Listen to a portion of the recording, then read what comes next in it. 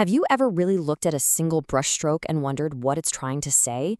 Or held a simple clay pot and felt the history inside it? Well, today we're diving into the epic story of Japanese art.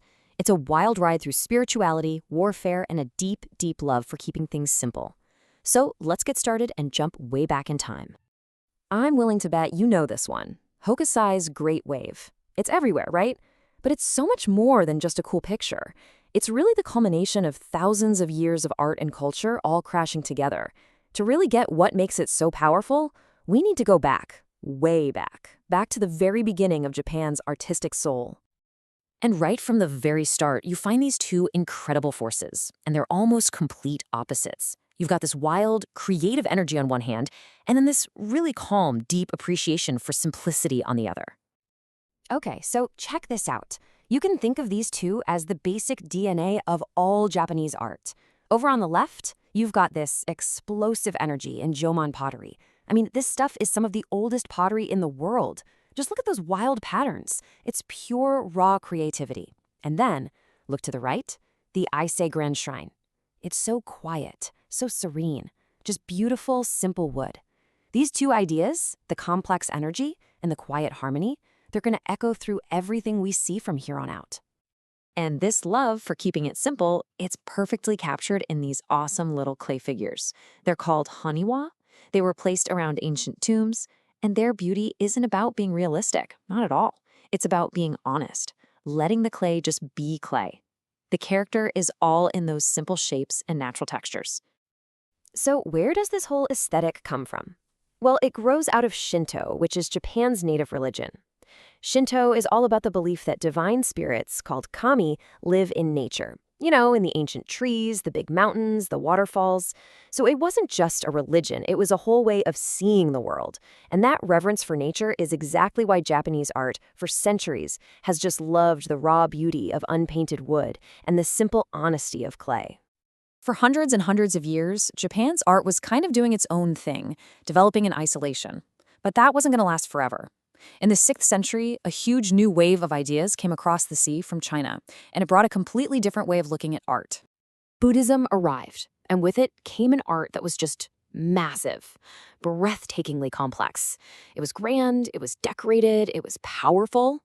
The Horyuji Temple here is an absolutely stunning example of this new style. And get this, these aren't just any old buildings. They are the oldest surviving wooden structures on the entire planet.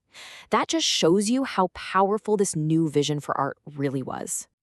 So all of a sudden, Japanese art has these two totally different voices.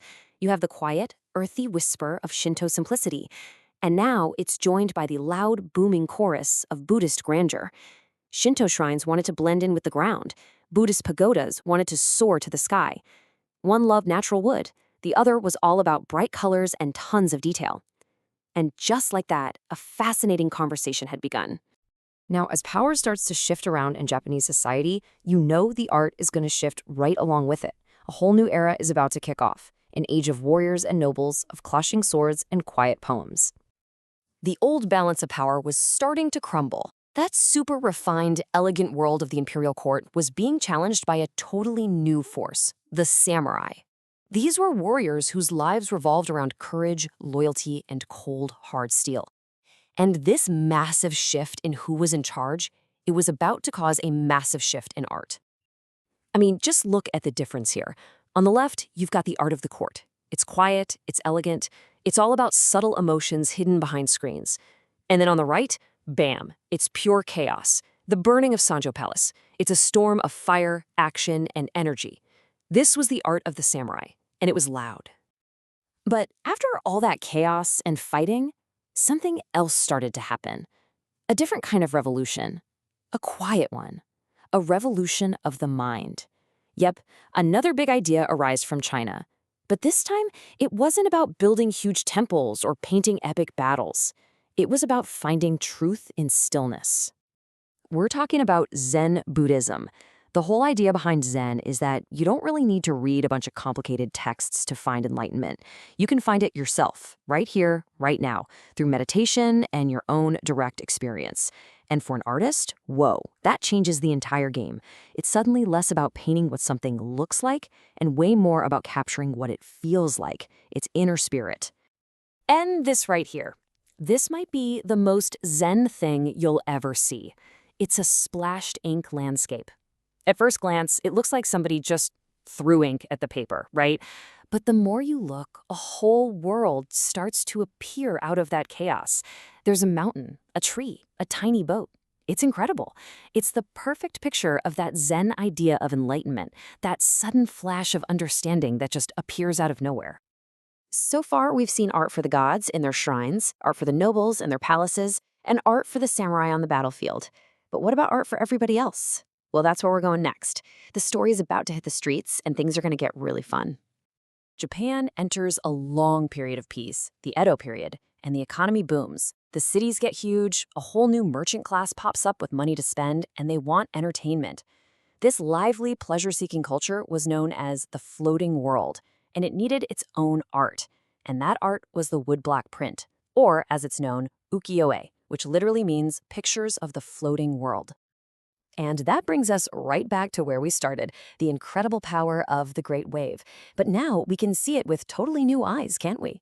You can see all those different threads finally weaving together. That swirling, chaotic energy, that's an echo of that ancient Jōmon pottery. And that deep, almost fearful respect for the power of nature, that's pure Shinto. It's all there in one image. But here's the cool part.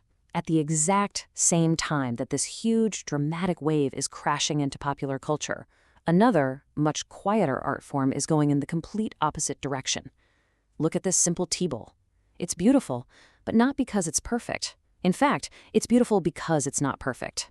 The rough glaze, the subtle little bumps, the way it fits in your hand, it's a quiet celebration of all things natural, imperfect, and beautifully real. So the story of Japanese art is really this beautiful dance between opposites, isn't it?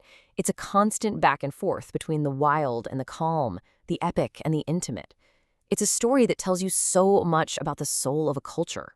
And it kind of makes you wonder, doesn't it? What story does the art of your own culture tell? What secrets and passions are hiding in the art that's all around you?